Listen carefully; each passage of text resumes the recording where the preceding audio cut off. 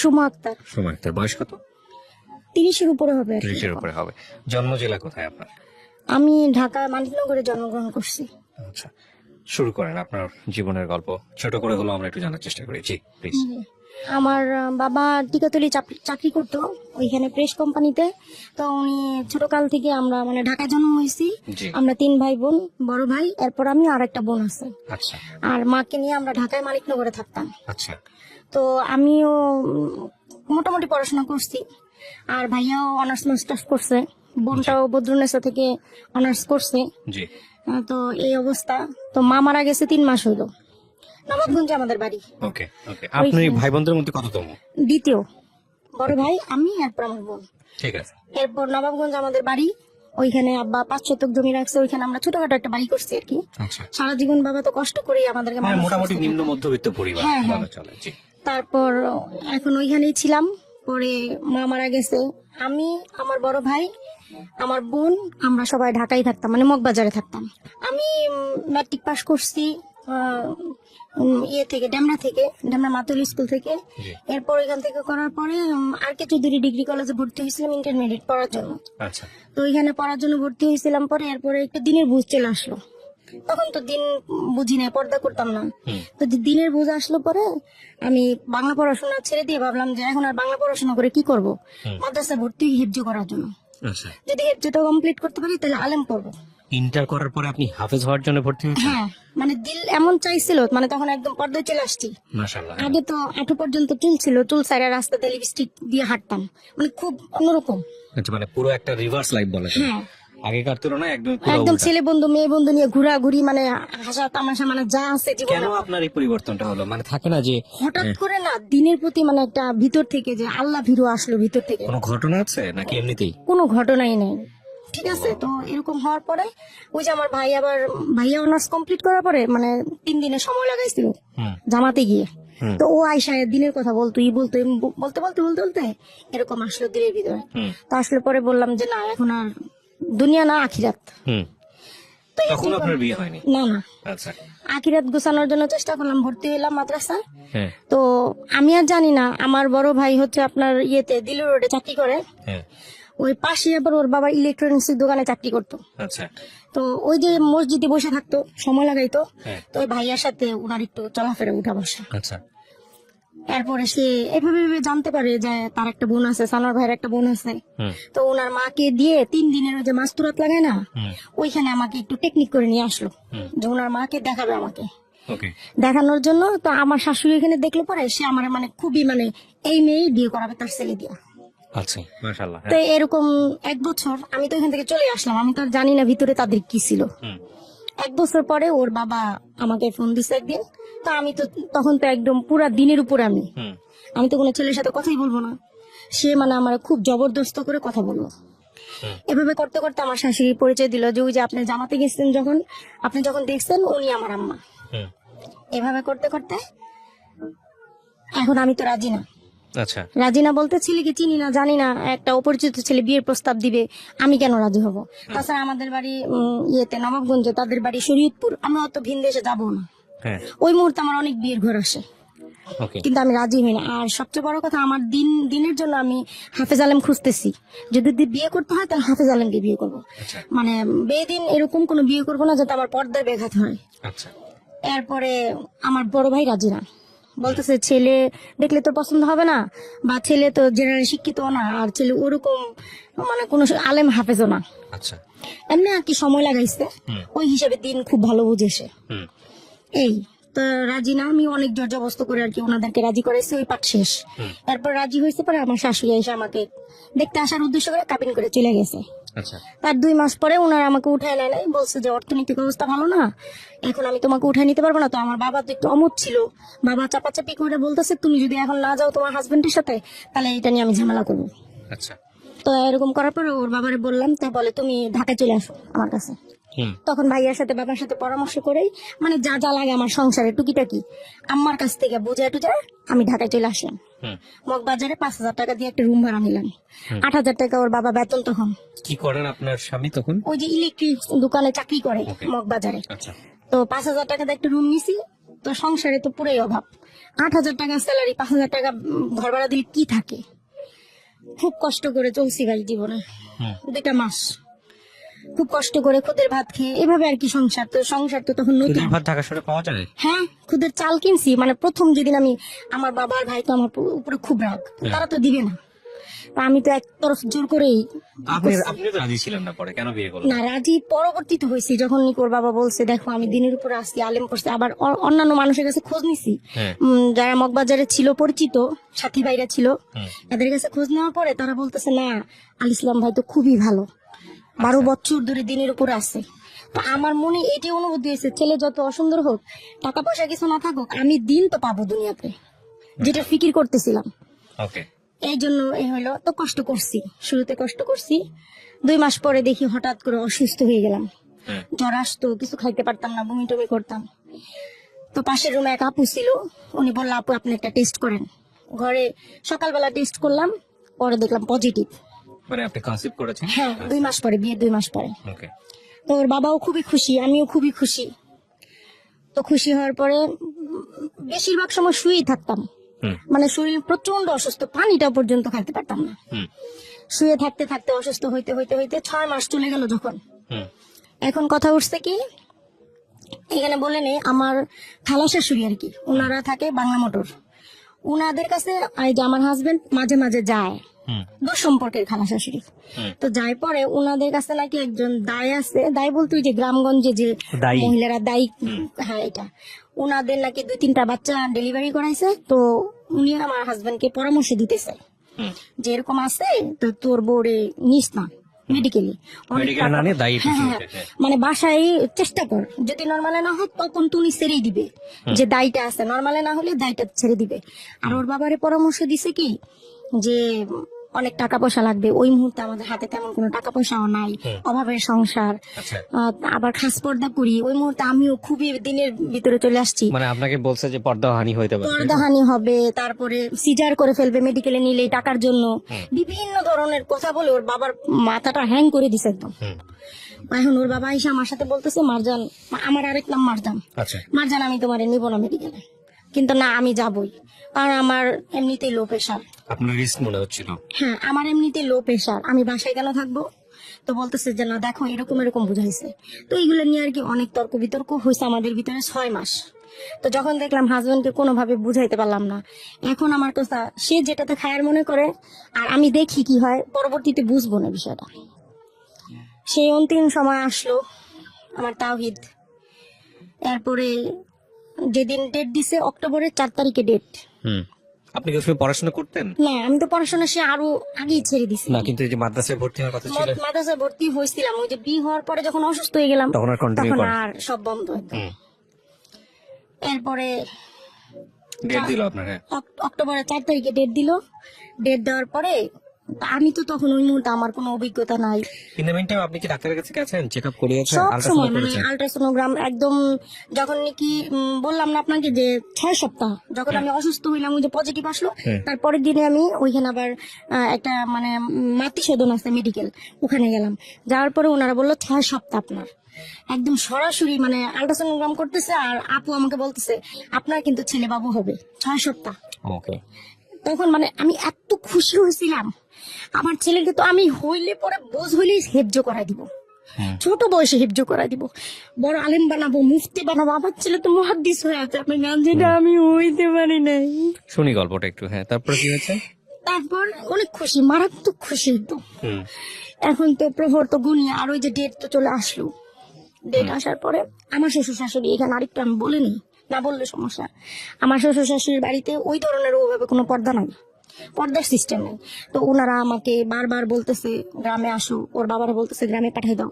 তখন ওর বাবা বলতেছে দেখো বাড়িতে একে তো পর্দার সমস্যা, দ্বিতীয়ত আমি ঢাকায় থাকি, বউটারে যে গ্রামে পাঠাবো, ও তো সারা জীবন ঢাকায় থাকছে, ওইখানে চরে গিয়ে ও অ্যাডজাস্ট করতে পারবো না।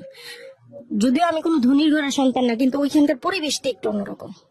আচ্ছা, এরপরে তোমার ওইখানে মেডিকেল দূরে, আমার বউ যখন অসুস্থ হয়ে পড়বো তোমার মেডিকেলে নিতে চাইবা, ঝামেলা আছে, এগুলো চিন্তা করে সে আমাকে এখানে পাঠায়। কিন্তু আমার শাশুড়িকে বারবার বলতেছিল ফোন করে, মা আপনি 1 মাস আগে হইলো আসেন আমার বউর কাছে, কারণ আপনার বংশের প্রথম নাতি, এটা 4 ছেলের ভিতরে আপনি আসেন, আমার শাশুড়ি আসবে না।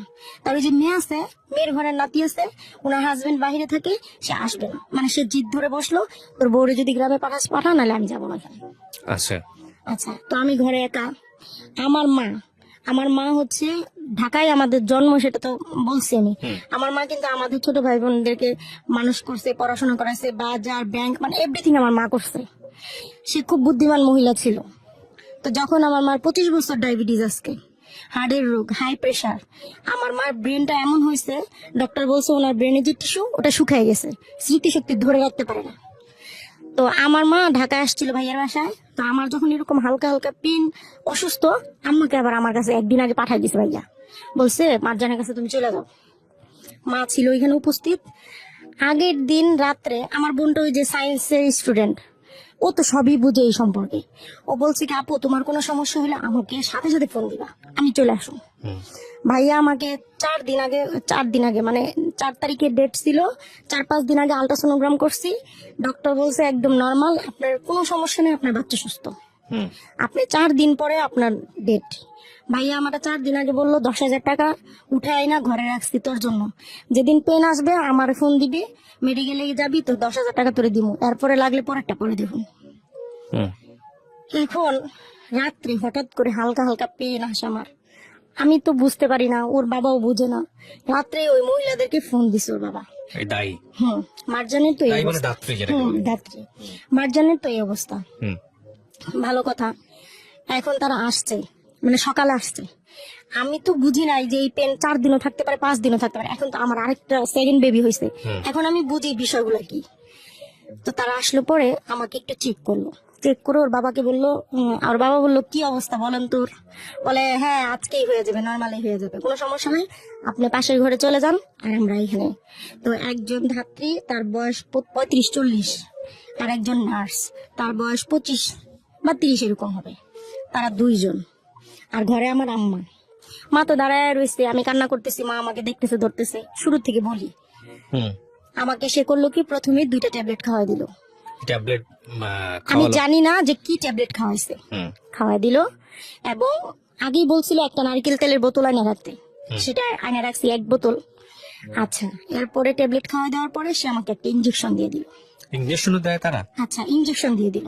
আচ্ছা। দিয়ে দিল পরে 1 ঘন্টার মধ্যে আমার এমন অবস্থা হইলো, মানে ব্যথা, আমি তখন আর মানে ঘরে থাকতে পারতেছিলাম না। ওকে, মানে পেইন বাড়ানোর জন্য পেইন। আচ্ছা হ্যাঁ, ইঞ্জেকশনটা দিয়ে দিছে। একটু পরে আমার হাজবেন্ডকে আমি ডাকাইছি আমার আম্মাকে দিয়া। আসছে পরে মানে ব্যথা সহ্য করতে না পারে ওরে আমি জড়াই ধরছি রুমের ভিতরে। এখন বলে কি মার্জানা মানুষ সারা দাও, ওইখানে তো সবাই আছে, ওনারা 2 জন আছে, আম্মা আছে, আমি ওই রুমে থাকি, তুমি থাকো। ও চলে গেল পরে এই যে তারা দরজা বন্ধ করলো, আমার ওইখানে আমার হাজবেন্ড পাশের রুমে নামাজ পড়তেছিল। তো মাও দাঁড়ায় রয়েছে, আমি কান্না করতেছি। মানে তখন মানে যখন এরকম 1 ঘন্টা পরে এই অবস্থা, 2 ঘন্টা, 3 ঘন্টা, 4 ঘন্টা বেবি আসে না। না, ওরা করতেছে কি, আমি রুমের মধ্যে মানে হাঁটা চলাফেরা করতেছি, আর ওরা আমাকে আধা ঘন্টা অন্তর অন্তর শুয়াই দিতেছে, শুয়াইয়া মানে ট্রাই করতেছে, ওর মাথা ধরে টানতেছে তারা। আচ্ছা, যখন নাকি 4 ঘন্টা হয়ে গেল, আমি লুকাবো না, আজকে কিছু লুকানোর এখানে কিছুই নেই, আমার সন্তান চলে গেছে দুনিয়ার থেকে। মা বাবা ভাই বোন পৃথিবীর সবাই জানে এই ঘটনা। আমার প্রস্রাব, পায়খানা, বমি সমস্ত কিছু আমার দেহ থেকে বের হয়ে গেছে। তারপরে 5 ঘন্টা হয়ে গেল, তারা আমাকে ছাড়ে না। আমি শুইতে পারি না, শুইলে মনে হয় কি বাচ্চা আমার উপরে উঠে যাচ্ছে। তার মানে কি, সময়ের আগে তারা আমাকে ব্যথার ওষুধ খাওয়াই দিছে, এখন বাচ্চা নিচে আর নামতেছে না, উপরের দিকে উঠে যাচ্ছে। দ্বিতীয় কথা, আমার বাবুর হচ্ছে নার পেঁচানো ছিল, ওই বাচ্চা তো কখনো নর্মাল আসার প্রশ্নই আসে না। পরে আমি এই 5 ঘন্টা এভাবে ঘুরতে ঘুরতে দৌড়াইতেছি, স্যালাইন ধরে রাখছে নার্স, আর আমি রুমের মধ্যে দৌড়াইতেছি, আর সে আমাকে বকাবকি করতেছে, এই তুমি এত জোরে জোরে কেন কথা কান্না করতেছো, আস্তে করো, তুমি তো বেয়াদব, কথা শোনো না, মানে সে যত ধরনের মুখের টর্চার আমাকে করতেছে। এখন আমি বললাম কি, যখন 5 ঘন্টা হয়ে গেল শেষ, আমি বললাম আমার হাজবেন্ডকে ডাকেন, আর না হয় আমি এখনই রুম থেকে বের হয়ে যাব, আর আপনারা কি আমাকে মেরে ফেলবেন? আমার বাবু কেন আসতেছে না, আপনারা আমাকে কেন ছাড়তেছেন না? আমি তো শুইতে পারতেছি না, শুইলে তো বাচ্চা উপর দিকে উঠে যেতেছে। আমার সুন্দর ফুটফুটে সন্তান, আপনি দেখবেন ভাই, আমি দেখাবো আপনাকে। তারা আমাকে করলো কি, সে তখন বললো মহিলা যে তুমি শুয়ে পড়ো, 1 ঘন্টার টাইম দাও, যদি 1 ঘন্টার মধ্যে তোমার বেবি না আসে আমি তোমাকে ছেড়ে দিব। আমাকে শুয়ে দিয়া নার্সকে বললো কি ওরে ধরেন। ছয় তলার উপরে থাকি, মানে 6 তলার উপরে ছাদ, ওইখানে ছাদের উপরে একটা রুম, 7,000 টাকা ভাড়া দিই, ওই রুমে থাকি। সমস্ত পর্দাগুলো ঘরে খুলে দিল সে, খুলে দিয়ে লাইট টাইট জ্বালাই দিয়ে সে আমাকে শুয়ে দিল। ওই মুহূর্তে দেখেন, সিজার করার আগে, সাইড কাটার আগে, যেটা 2টা করা হয় মেয়েদেরকে বর্তমানে, এই 2টা করার আগে গার্ডিয়ানের সিগনেচার নিয়ে তারপরে করা হয়। ওরা আমার কোনো গার্ডিয়ানের সিগনেচার নেয় নাই এবং আমার অনুমতিও নেয় নাই। ওরা আমার সাইড কাটতেছে, আমি ব্যথায় চিৎকার করতেছি, কিন্তু আমি তখনও কোনো বুঝি ধরনের নাই। অ্যানেস্থেসিয়া দেওয়া কিছু এরকম না, আমি তখনও বুঝি নাই যে ওরা আমার সাইড কাটতেছে। আর আমি তো চিৎকার, মানে মনে হয় আকাশ বাতাসও শুনছে সেদিন আমার চিৎকার গুলো। আচ্ছা, ওরা আমার সাইড কাটছে। সাইড কাটার পরে নার্স করতেছে কি, মানে হাঁটু গেড়ে বিছানার উপরে বসছে, মহিলা তো ওইদিকে, আমার এই উপর পেটে চাপ চাপতেছে, দিয়ে প্রচুর চাপতেছে। আর উনি মনে হয় মাথাটা ধরে টানতেছে, বেবি আসতেছে না। এরকম 5 বার করলো তারা। 6 বারের সময় আমার তাহিদ দুনিয়া আসলো। কিন্তু আমি যখন তাহিদ দুনিয়া আসলো, তখন তো সাথে সাথে আমার পেন শেষ। আমি শুধু আমার তাহিদের দিকে একবার তাকাইলাম, আমি দেখলাম কি ভাই জানেন, আমার তাহিদের একটা চোখ মানে বের হয়ে গেছে, আরেকটু মনে হয় টানলে, ওই যে বিষয়টা হচ্ছে এইভাবে টানতেছে, এইভাবে টানতেছে, তো যেভাবে টানছে এই সাইডের চোখটা পুরা, এই সাইডের চোখটা, হ্যাঁ এইভাবে ছিল, এই সাইডের চোখটা পুরো উঠে আসছে টানার চোটে। এবং মাথাটা কি হয়েছে ভাইয়া, পুরো এরকম হয়ে গেছে, দেখেন এরকম বাঁকা হয়ে গেছে, মানে চোখ উঠে গেছে, মাথাটা বাঁকা হয়ে গেছে।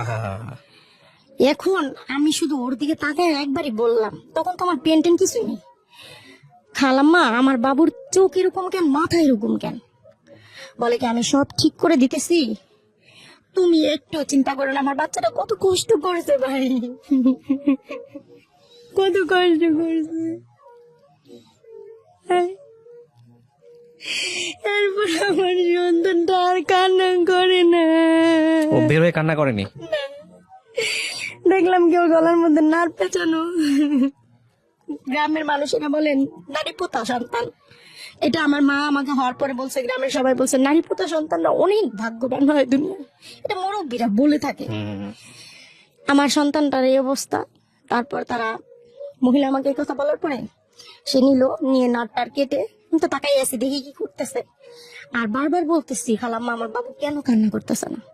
আম্মু তো দাঁড়ায় আছে, চুপ করে কিছু বলে না। মারে বললো কি, চুলায় গরম পানি দেন। গরম পানিটা একটু কুসুম গরম হলো, নিয়ে আসলো হাঁড়িটা, ওইখানে শুধু ছেক দিতেছে আর তাহিদের চোখের মধ্যে এভাবে চাপ দিতেছে, দিয়া চোখটা বসায় দিল, মাথার মধ্যে চাপ দিয়া মাথাটা একটু ঢুকায় দিল ভিতর দিকে। এবং আমার বাবু কান্না করতেছে না আধা ঘন্টা। বাচ্চা হওয়ার জন্মের 3 মিনিটের মধ্যে কান্না করতে হয়, কান্না না করলে ব্রেন অক্সিজেন পৌঁছে না, সেই ব্রেন আস্তে করে ড্যামেজ হতে থাকে। এটা তো এখন বুঝতে পারছি, তখন তা জানতাম না। কিন্তু এটা জানতাম বাচ্চা জন্মের পরে কান্না করে, কিন্তু সেটা তখন বারবার এই জন্য বলতেছিলাম আমার বাবু কেন কান্না করে না।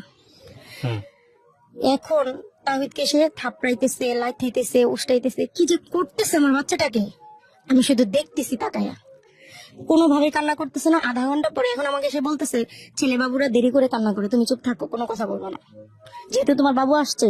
1 ঘন্টার মধ্যে বলছি, আধা ঘন্টার মধ্যে বাবু আসছে, এখন কোনো কান্না, কোনো কথা নাই, বাচ্চা কি করবো আমি করতেছি।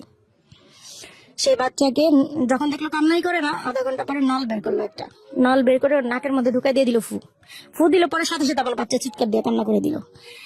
বিষয়টা হয়েছে যখন আমি ঢাকা মেডিকেল নিচ্ছি, এখানে বলে নেই, ঢাকা মেডিকেল গেছি, ওরা স্যার ডক্টর বলতেছে। কিন্তু এই কান্নার এক্সপ্লেনেশন আপনি পরে বুঝছেন জিনিসটা, হ্যাঁ, তাই বলতে যাচ্ছেন। হ্যাঁ বলেন, স্টেপ বাই স্টেপ বলেন, তারপরে কি হয়েছে? আচ্ছা, এরপরে কান্না করলো পরে সে আমাকে বলতেছে, বাচ্চাটা তো একটু মানে অসুস্থ অসুস্থ বোধ মনে হইতেছে, তুমি ওরে নিয়ে একটু মেডিকেলে গিয়ে অক্সিজেনের ব্যবস্থা করো। এই ধাত্রী বলতেছে। হ্যাঁ, অক্সিজেন তো যখন কান্না করে নেই 5 মিনিটের মধ্যে অক্সিজেন দেওয়া দরকার, ওর তো ব্রেন ড্যামেজ হইতেছে অক্সিজেনের অভাবে।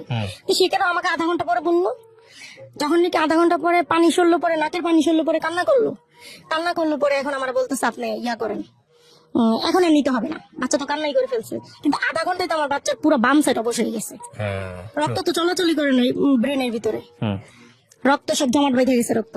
আচ্ছা গেল, এরপরে নিতে হবে না, তো নিতে হবে না, ঠিক আছে ভালো কথা। ওর বাবারা ডাকেন, এবার খুশি সংবাদ, ছেলে কান্না করছে, ওর বাবারা ডাকেন, আজান দিতে বলেন। বাবা আসলো, কোলে নিল, আজান দিল। ওর বাবা বলতেছে বাবুর চোখটা এরকম, মানে পুরোটা চোখটা ভিতরে ঢুকে নাই, একটু তো হালকা হালকা উপরেই আছে, মাথাটা ওই অবস্থা। আচ্ছা আমার বাবুর চোখটা এরকম কেন? আস্তে আস্তে ঠিক হয়ে যাবে, একটু মানে হওয়ার সময় একটু আঘাত পাইছে তো, এই জন্য একটু এরকম হয়েছে। গেল এই করতে করতে সে করলো কি, সাথে সাথে 10,000 টাকা নিল, নিয়ে আধা ঘন্টার মধ্যে সে ওই 10,000 টাকা নিয়ে নার্সকে নিয়ে বেরোয় চলে আসলো রুম থেকে। ওই মুহূর্তে আমার শাশুড়ি যখন খবর পাইলো সকালে যে মারজানের তো এরকম পেন, মা তুমি আসো, আমার শাশুড়ি আসলো। সন্ধ্যার সময় আসলো, মানে 3:30টার সময় আসলো আমার শাশুড়ি। তাওহিদ তো হয়েছে আরো আগে। আমার শাশুড়ি দেখে বলে, ওর মাথাটা এরকম এত বাঁকা হইলো আর চোখটা এরকম হয়ে রয়েছে, ওরে অনেক টানছে না রে। আমার বলতেছে, আমাকে মা আমি তো এগুলো বুঝি না, কিন্তু এরকম এরকম ঘটনা ঘটছে। আচ্ছা যাক, নাতি তো কামতেই আছে, ভালোই থাক। দেখে তো সবার মন বসছে। এখন আমারে তো ওরা সাইড কাটছে, আমি তো লড়তেও পারি না, চড়তেও পারি না। সন্ধ্যা থেকে দেখি আমার বাচ্চা কান্না করতেছে, আর আমার আর ওগুলা দেখে সহ্য হইতেছে না। আমি ওই ওই সময় আমি কিভাবে একটা বাচ্চা খুলে খুলে নিয়ে বসে থাকি। তারপর আমি পা দুইটা এমনি চড়াই দিয়া তাহিদিরে খুলে নিয়ে বসে রয়েছি, আর ও যে কান্না করে ওর মুখের দিকে তাকায় রয়েছি। ও যে কিভাবে কান্না করতেছে, ওর কান্না না, ও হচ্ছে খিচুনি হইতেছে ওর। ওই মাথায় আঘাত হওয়ার কারণে, রক্ত জমা যাওয়ার কারণে, যখন মানুষের ব্রেনে রক্ত জমা যায় তখন মানুষের খিচুনি হয়। ওর খিচুনি হচ্ছে ওই সন্ধ্যা থেকেই। আমি বুঝতে পারিনি, আমি ভাবছি বাচ্চা ঠান্ডার জন্য কাঁদতেছে। অক্টোবর মাসের 1 তারিখে হয়েছে, তো তখন তো ঠান্ডাই। এখন আমার শাশুড়ি কতক্ষণ নেই, আমি কতক্ষণ নেই, মানে এইভাবে অদল বদল করে নেই। নেওয়ার পরে সারাটা রাত এইভাবে গেল। এবং সে বুকের দুধও মুখে দিতেছে না, বুকের দুধ মুখে দিতেছে না। পানি দেওয়া নিষেধ বাচ্চাকে, 41 ঘন্টার মধ্যে পানি দিবেন না, বুকের দুধ খাওয়াবেন। 6 মাসের মধ্যে পানি দিবেন না, বুকের দুধ খাওয়াবেন। তা আমার বুকের দুধও নেয় না, এভাবেই করতেছে সে। করতে করতে ওনারা, আমি রাত্র 12টার দিকে ফোন দিয়ে বললাম যে আমার বাবু তো কান্না করতেছে, এই অবস্থা। তাই মাথার মধ্যে কান্না করতেছে, মাথার মধ্যে খালি গরম ছ্যাক দাও, মানে গরম পানির মধ্যে যে তোমার জন্য দেখা আসছি তা না দিয়ে দিবা আর ছ্যাকবা। অনেক দিনের বাচ্চাদের এভাবে ছ্যাঁকা হইতো আর কি, নাভি ছেঁকবা, মাথা ছেঁকবা, এই ছেঁকবা। কিন্তু আমার বাচ্চা তো সব ড্যামেজ হয়ে যেতেছে আস্তে আস্তে। হইতে হইতে সকাল 10টা, এই কিন্তু সারা রাত এভাবে বসে বাচ্চা নিয়ে। আমার কোনো খাওয়া নাই, দাওয়া নাই, ঘুম নাই, কিছু নাই। এই আমি আর আমার শাশুড়ি বাচ্চা নিয়ে বসা। 10টার সময় ওর বাবা সকাল 9টার সময় বাসা থেকে বের হয়ে গেছে, অফিসে গেছে। বলছে আমি অফিসে গিয়া ছুটি নিয়ে আসি, তুমি একটু থাকো। 10টার সময় দেখলাম কি, এতক্ষণ কিন্তু এরকম হয় নাই। 10টার সময় দেখি কি আমার তাহিদের চোখগুলো উল্টে যাইতেছে, আর কোনো দুধ মুখে না। আমি তো একটু পরপর ট্রাই করতেছি, চোখগুলো উল্টে যাইতেছে। এমন চিৎকার দিয়ে কান্না শুরু করে দিলাম ঘরের মধ্যে। এরপর আমার শাশুড়িও কান্না করে দিল দেখে। ওর বাবারে ফোন দিয়ে বললাম কি, তুমি একটু তাড়াতাড়ি আসো, আমার তাহিদের অবস্থা ভালো না। ওর বাবা দৌড়ে অফিস থেকে আসলো, আইসা তারপরে বাচ্চাটারে তাওয়ালের ভিতরে পেঁচাইয়া শাশুড়ি খুলে দিলাম, আর আমি কোন রকম বলতে বললাম। হাঁটতে পারি না, কিছু করতে পারি না, এই শরীর নিয়ে সমস্ত শরীর ব্লিডিং ভিজা যাইতেছে একদিকে, আরেকদিকে বাচ্চার এই অবস্থা। আমি হাঁটতে পারি না, উঠতেও পারি না। এই বাচ্চা নিয়ে বেড়ে গেলাম রাস্তায়, গেলাম 8 দিন হসপিটালে। তারা দেখে বললো বাচ্চার তো অবস্থা ভালো না, আইসিইউ লাগবে। 50,000 টাকা ডোনেশন দেন, আর প্রতিদিন 10,000 টাকা। আমার ঘরে থাকে না 500 টাকা, আমি কোথেকে 50,000 টাকা ডোনেশন দিব? আমার কান্না কি দেখে দুনিয়ার ভিতরে। নিয়ে গেলাম কমিউনিটি হসপিটালে মগবাজার। ওইখানে এক পরিমল স্যার দেখে বলতেছে বাচ্চা তো মারাত্মক খিচুনি হইতেছে, এখন যদি না নিয়ে যান এই বাচ্চা তো বাঁচানো অসম্ভব, আপনি এখানে ভর্তি করেন আইসিইউতে। তো আইসিইউতে কত লাগবে? 10,000 টাকা ডোনেশন দেন, আর প্রতিদিন 4,000 টাকা। ওটা তো সামর্থ্য নাই আমার। পরে স্যার বলতেছে যদি কিছু নাই করতে পারেন ঢাকা মেডিকেল চলে যান এখনই। এই বাচ্চারে কোলে করে নিয়ে নিয়ে নিয়ে ঢাকা মেডিকেল চলে গেলাম।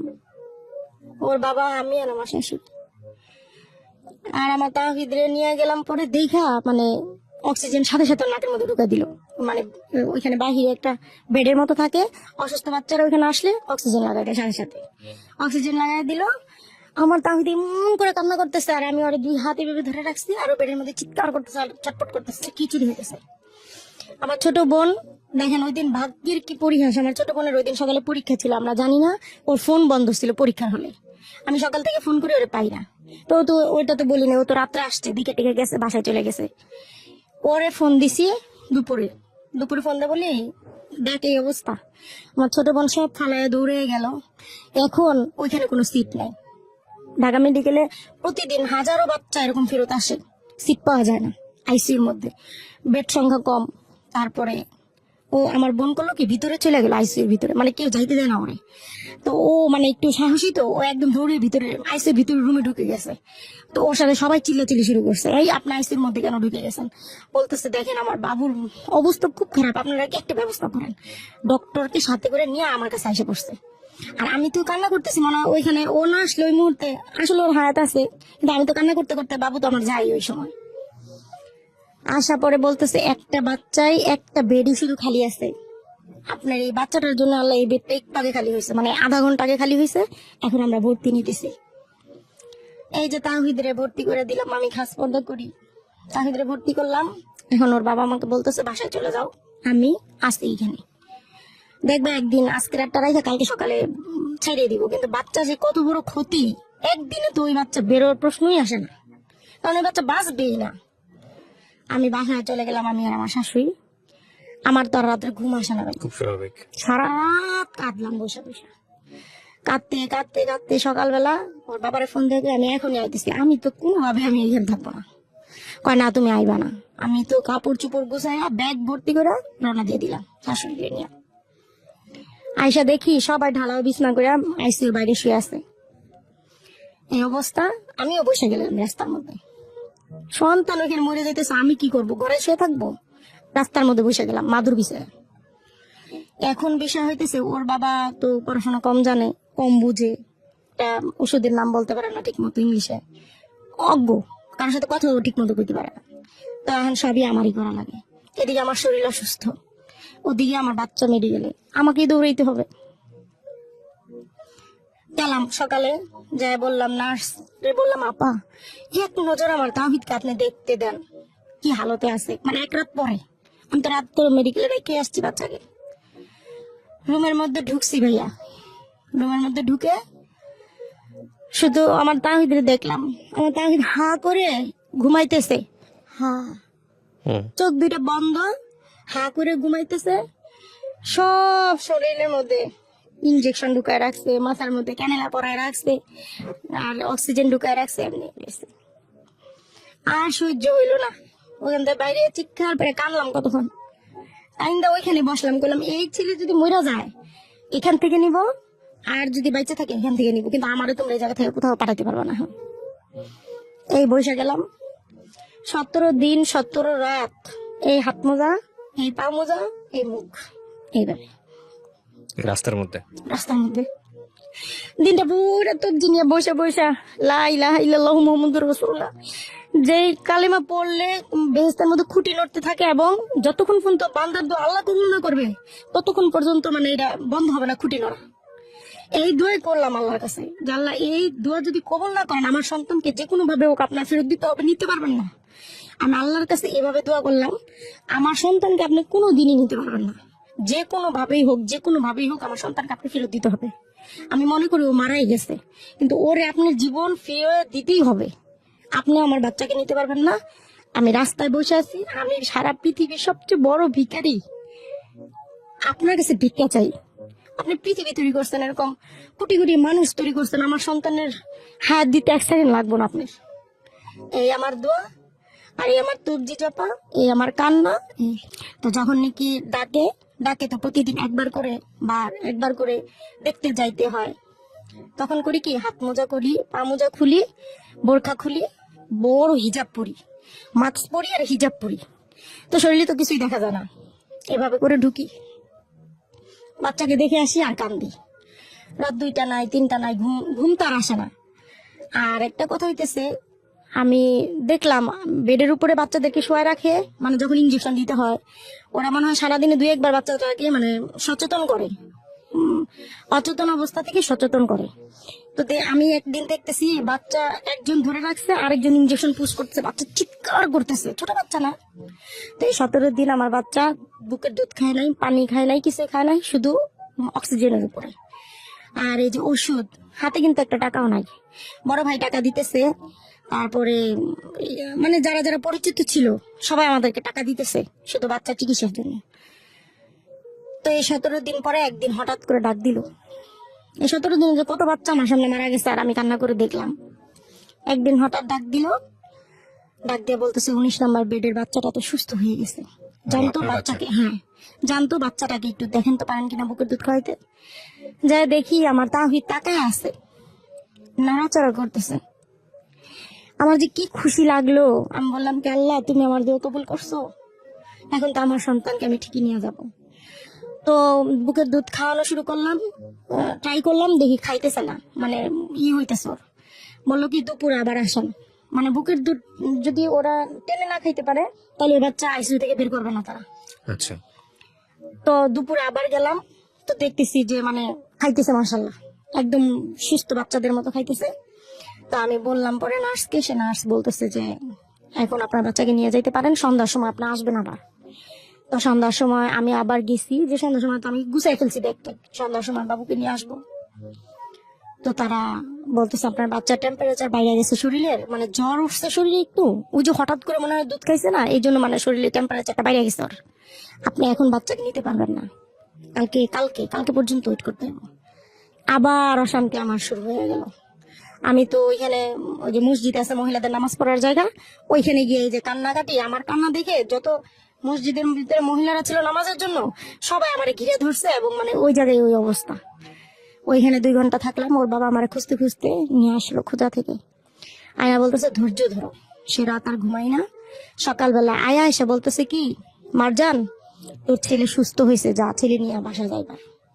খুশিতে রাস্তায় বের হইয়া একদম 2-3 হাজার টাকা সব কিনলাম, বাচ্চার পোশাক মশারি কি কি লাগবে এগুলা কিনা, তারপরে গিয়ে বাচ্চাকে পড়ায়া টড়ায়া, কোনো পুরান জিনিস আর থাকবে না তার শরীরে, সুন্দর একদম পড়ায়া টড়া তারপরে নিয়ে গেলাম।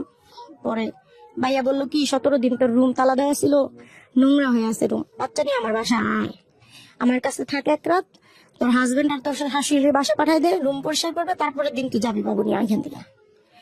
গেলাম ভাইয়ের বাসায়, তাহিদ না খালি কান্না করে, মুখের মধ্যে যখন দুধ দিই তখন একটু চুপ থাকে, দুধটা খুলে দিলে ও কান্না করে, আর শুধু যখন ঘুমে থাকে শুধু ঘুমে থাকে। ওই যে ওর ব্রেনে যন্ত্রণা হইতেছে মাথার মধ্যে। এই যে পরে তারপর দিন বাসায় নিয়ে আসলাম, ওষুধ মাসে 8,000 টাকার ওষুধ লাগতো, আর থেরাপি ওগুলো তো দিতে পারতাম না। ওই ব্রেন ওই ঠিক করার জন্য থেরাপি দিতে হতো। ব্রেন ঠিক বলতে এমআরআই সিটি স্ক্যান করছি, তখন বলছে ব্রেনের এক সাইড অবশ হয়ে গেছে, ওর হচ্ছে খিচুনির জন্য কন্টিনিউ ওষুধ লাগবে, হয় এই ওষুধে কোনো একদিন খিচুনি বন্ধ হবে অথবা সারা জীবন থাকবে। তো মাসে 8,000 টাকার ওষুধ বাধায় দিছিল ওইটা। আর দ্বিতীয় হচ্ছে থেরাপির কথা বলছিল, আমি থেরাপি দিতে পারতাম না, কারণ টোটাল খরচ নিয়ে 20-25-30 হাজার টাকার মতো মাসে যাইত। তো ওইটা তো আমার পক্ষে সম্ভব না, কিন্তু এই 8,000 টাকার জন্য মানুষের কাছে ধার বাকি হাত পাতা ভিক্ষা করা A to Z করছি, আপনার কাছে আসার অনেক চেষ্টা করছি, আমি ব্যর্থ, আপনাকে অনেকবার ইনবক্সে মেসেজ করছি, হয় নাই কোনো কিছু। তো যাই হোক, ওই দিন ওষুধ ছিল না, মানে দেখা গেছে কি 2-3 দিন গ্যাপ হয়ে যেত ওষুধ আনতে, টাকা নাই। ওর বাবা মাসে 17-18 হাজার টাকা কামায় বা 16,000 টাকা কামায়, মানে এভারেজ এরকম। তা আমি ঘর ভাড়া দেই, আরেকটা বেবি আসলো, তুই জানার ছোট আরেকটা বেবি আছে 2 বছরের, তাইলে আমি ওরে খাওয়াবো না, ওর ওষুধ খাওয়াবো না, সংসার ও চালাবো। বেঁচে ছিল কত বছর? 3 বছর। 3 বছর পর্যন্ত বেঁচে ছিল। এই 3 বছরে ও কি কথাবার্তা বলতো নাকি অটিস্টিক হয়ে মা গিয়েছে? মা গু গু সব মা গু। আচ্ছা, যখন ক্ষুধা লাগতো কান্না করতো, তো আমি কোলে নিতাম, খাওয়াইতাম, কান্না বন্ধ হয়ে যেত। আপনার এই এখন যে বাচ্চাটা আছে, বাচ্চার বয়স কত? এই বাচ্চার বয়স 2 বছর। ওর আচরণ আর এর আচরণের মধ্যে নিশ্চয়ই পার্থক্য ছিল। ও তো সুস্থ আর ও তো অসুস্থ। সেটাই বলছি, তো ও তো মানে অটিস্টিক হয়ে গিয়েছে। হ্যাঁ, ও মানে ও হচ্ছে মানে ডাউন সিনড্রোমের বেবি Down হচ্ছে, syndrome। না না ভাইয়া, ডাউন সিনড্রোমের বেবি হইতেছে রক্ত থেকে যে জন্মগত প্রতিবন্ধী, আর ও হচ্ছে ওই সিনড্রোমের বেবি, মাথা আঘাত লাগার কারণে জন্মের সময় যে বাচ্চাদের মাথা আঘাত হয় ওই বাচ্চাগুলো এরকম, ওইটাও এক ধরনের প্রতিবন্ধী। মানে ওই যে ব্রেনটা এক সাইডে ড্যামেজ হয়েছে, ওই কাজটা তো আপনার এই হাতটা তো লড়বে না, ওর হাত নড়তো না, হাত নড়তো পা নড়তো, যেগুলো আমার মানে ওর আই কন্ট্যাক্ট ছিল না। ওর তাকাই আইটা তো। ঠিক হয়েছিল পরবর্তীতে? হ্যাঁ, চোখ টোক একদম সমান হয়ে গেছিল, সব ঠিক হয়েছিল, কিন্তু ওর আই কন্ট্যাক্ট ছিল না, এই জন্য বলছে থেরাপি দিতে। ওই যে ওটা আপনারা পারেন নাই? আমরা তো পুরোপুরি পারিনি থেরাপি দিতে। মারা গেল কিভাবে?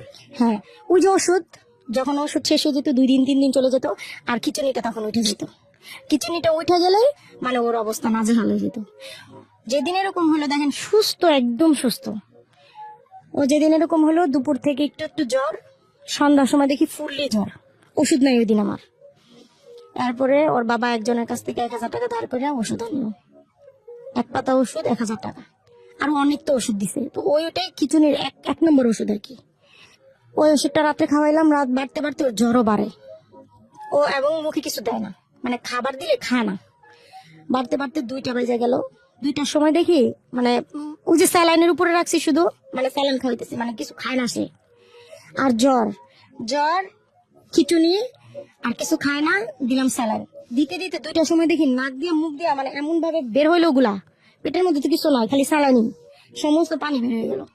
আর একটু পর পর 1 মিনিট পর পর ঝাঁকি দিতেছে, চোখ উল্টে যাইতেছে, আর মানে আমাশার মতো হাগু হইতেছে, অল্প অল্প রক্ত আসতেছে হাগু দিয়ে। ইস, এখন রাত 2টার সময় আর সহ্য হইতেছে না আমার। ওর বাবারে বললাম কি এখনই তুমি আমার নিয়ে হসপিটালে চলো। আর বাবা বললো কি দেখো ছোট মেয়েটা তো এখানে ঘুমাইতেছে, এখন বাজে সাভারে রাত 2টা, আমাদের বিকাশে মাত্র 300 টাকা ওর বাবার মোবাইলে, আমার হাতে 1 টাকা নেই, ঘরে একটা 4 আনা পয়সা নেই যে আমি ওরে নিয়ে বেরোয় আর কোথাও যাবো। বাবা বলে কি সকাল হোক মারজান, এরপর ওরে নিয়ে মেডিকেলে যাইও। সকাল হইলো, আমি তো আর ঘুমাই না, পোলা নিয়ে বসে আছি। সকালবেলা মেডিকেল গেলাম। কোথায় গেলাম? নিউরোসায়েন্সে, কারণ খিচুনির মেন ওষুধ হইতেছে নিউরোসায়েন্সে, ব্রেনের। গেলাম পরে সে বললো সিট খালি নাই, বাচ্চা মারাত্মক, নিয়ে যান শিশু হসপিটালে। আমাকে ঢাকা মেডিকেল নিবো, কারণ আগে শিশু হসপিটালে যান। ওই তখনই যদি বাচ্চাটা মানে অক্সিজেন দিত আর স্যালাইন দিয়ে দিত শরীরে, ওর কিন্তু স্যালাইন অক্সিজেন দুটোটারই ঘাটতি হয়েছে। খিচুনি হইলে কিন্তু অক্সিজেন থাকে না শরীরে, তখনই কিন্তু আমার বাচ্চাটা একটু দাঁড়া হয়ে যায়। শিশু হসপিটাল থেকে দেখা ছেড়ে দিল, বললো আমাদের এখানে সিট নাই, নিউরোসায়েন্সে সিট নাই, শিশু হসপিটালে সিট নেই, ঢাকা মেডিকেল নিয়ে যান। ঢাকা মেডিকেল নিতে নিতে বেলা 2:30 গেলাম। পরে সে বলতেছে বাচ্চা পালস নাই, অথচ বাচ্চা কিন্তু নড়তেছে, সকাল থেকে সবই ঠিক ছিল। ওই দৌড়াদৌড়ি করতে করতে পালস চলে গেছে। আহা, পালস নাই, বাচ্চার অবস্থা নাজেহাল। আইসিইউ ভিতরে নেন, আইসিইউতে নেন, ঠিক আছে আইসিইউতে নেন, আইসিইউতে সিট খালি নাই, ইয়েতে নিয়ে যান, প্রাইভেটে নেন। আমাকে মইরা গেলে এখনই মইরা যাবো, কিন্তু আমি প্রাইভেটে করতে গিয়ে মরে। যে মানুষ আমি 1,000 টাকার ওষুধ কিনতে পারি না, সে মানুষ আমি কিভাবে প্রাইভেটে নিয়ে মরে। এরপরে সেই বাচ্চাটা স্যালাইন দিল, ওইখানে 2-3টা ডক্টর চলে আসলো, স্যালাইন ট্যালাইন দিয়ে সবকিছু দিল। দেখলাম কি তাহিদের পালস ফিরে আসছে। ফিরে আসলো পরে আমি তো তখন আমি একদম শান্তি যে আমার বাচ্চার পালস ফিরে আসছে, এখন আর কোনো সমস্যা নাই। ডাক্তার বলতেছে আপনার বাচ্চার পালস ফিরে আসছে, যান একটা জ্বরটা যদি কমে তাহলে আপনার বাচ্চা সুস্থ, যাই একটা ডোজ নিয়ে আসেন। গেলাম ডোজটা আনতে, মাত্র মানে 1 মিনিটের সময় হয় নাই। পাশে আপুরে বললাম কি আপু তাহিদের দিকে একটু তাকায় থাকবেন, দেখবেন ও কি করে, আমি শুধু ওষুধটা নিয়ে আসি। ওই সিট থেকে মনে হয় 2 মিনিট গেছি, যে ওষুধটা আনছি শুধু, আয়সা দেখি স্যার আমার বাচ্চার বুকটা চাপতেছে ইচ্ছা মতো। ওই হ্যাঁ পাশের ওই আপু, মানে ও যখন ওর খিচুনি ঝাঁকি দিয়ে ওর দুমটা চলে গেছে, তখন ওই আপু তো ও তো নড়তেছিল, কান্না করতেছিল, তো একটা বাচ্চার কান্না বন্ধ হয়ে গেছে, সবই বন্ধ হয়ে গেছে। ওই আপু দেখে বুঝে ফেলাইছে, ডক্টরকে ডেকে আনছে, আমাকে না ডেকে। তারপরে ডাক্তার এরকম করতেছে, আমি আসছি, আয়সা আমি তো ওরে দেখে আমি একটা চিৎকার দিছি খালি ওই জায়গার মধ্যে দিয়ে, আমি ফ্লোরে পড়ে গেছি। পরে আমি আপু না আমার দেখে কান্না করে দিছে, ওনার কান্নাটা দেখে আমার দিলটার মধ্যে মোচড় দিয়ে দিছে। আমি ডাক্তারের পাও 2টা ধরে বসে আসছিলাম, জানেন না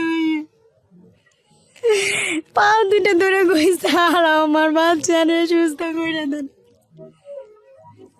আমি 3টা বছর না খেয়ে না লয়ে ওরে ঢাকার শহরের কোনো মেডিকেল বাদ রাখি নাই। Square hospital, Dhaka medical, PG, Savar, কোথায় কোথায় গেছি, মিজানুর রহমান স্যার। মাসে 8,000 টাকার ওষুধ খাইছি, ঘরে খাবার ছিল না, মানুষের কাছে দাঁড়িয়ে দাঁড়িয়ে ভিক্ষা করে বেড়াইছি আমি।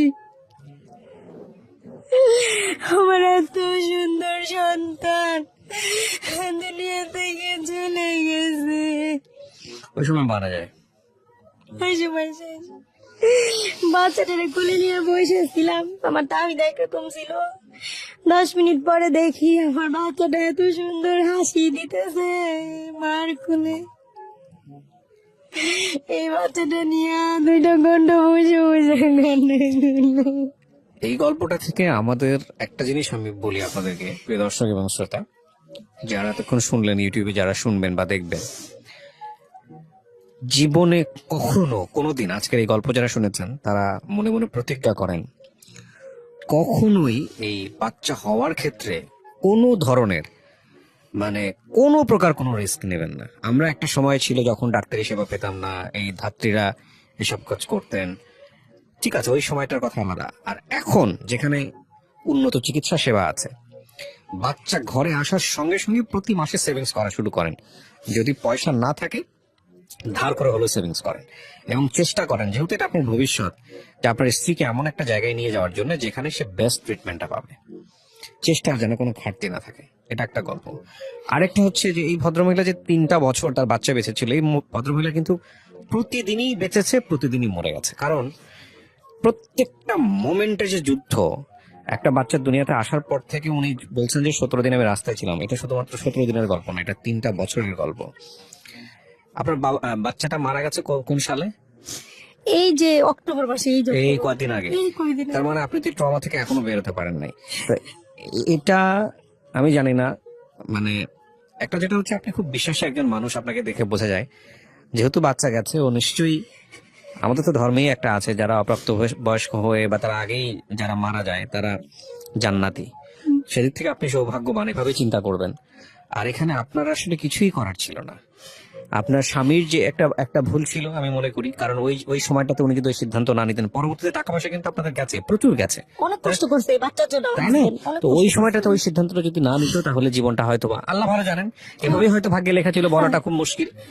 তো আপনার এই গল্পটা আমি মনে করি এটা এক ধরনের সেবা হবে, বিশেষ করে যারা আজকে শুনলো তাদের জন্য, যারা সিদ্ধান্ত নেবে তাদের জন্য অনেক বড় একটা উপকার হবে। আপনি কেন বললেন রেডিওতে আজকের এই গল্পটা? আমি বলছি 2টা কারণ। প্রথমত, ওর চিকিৎসার জন্য, সাহায্যের জন্য আপনার কাছে আসতে চাইছি, পারি আমি নাই। অত্যন্ত দুঃখিত। আপনার মতো এরকম অনেক কেস হয়তো বা হ্যাঁ। আমার পর্যন্ত আসে, কিন্তু আমি হয়তো দেখতে পারি না বা দেখার সময় থাকে না। আর আমি আসলে অনেকটা লম্বা সময়, আজকে আপনি মন খুলে বললেন, আমিও বললাম, আমি খুব মনোযোগ দিয়ে আপনার গল্পটা শুনেছি। অনেকদিন পর একটা গল্প আমার হৃদয়টাকে খুব এফোর করে দিল। আমি মানে বলার কোনো অপেক্ষা নাই।